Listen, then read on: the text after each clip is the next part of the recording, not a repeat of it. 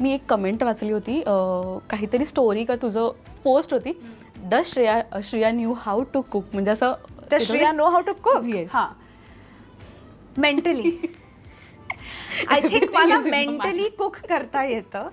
पण मी सांगते तुला, आता आईने हा इंटरव्ह्यू पाहिला तर आई म्हणेल की मला तू आधी घरी डाळ भात नीट करून दाखव.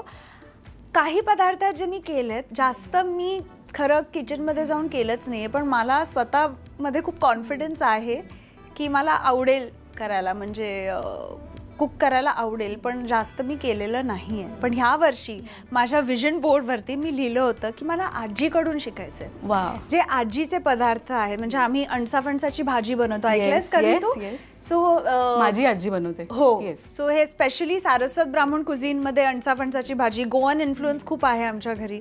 सो ही भाजी किंवा पिठलं, उकड, ह्या गोष्टी, हे सगळं मला, पावाचा उपमा, हे सगळं शिकायचं आहे बेसिक. यु नो, पास्ता वगैरे is very easy to do, पण ह्या गोष्टी. सो पावाचा उपमा इज इमोशन यार. आम्ही ऍक्च्युली पावाचा शिरा म्हणतो, पण मला कोणीतरी सांगितलं की शिरा नाही, उपमा आहे. ठीक आहे, करा उपमा.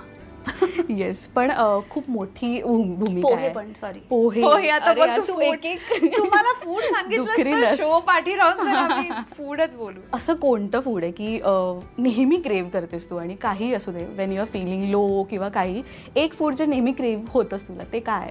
पाणीपुरी. पाणीपुरी. मला विचार पण करायची गरज नाही. इनफॅक्ट काल संध्याकाळी उगाच खाल्ली मी पाणीपुरी, काही गरज नव्हती. बस पाऊस पडत होता आणि मी मागवली. म्हणजे बाहेर पण युजली मला मागवायला नाही आवडत, कारण तिथेच फ्रेश. हां, एक्झॅक्टली.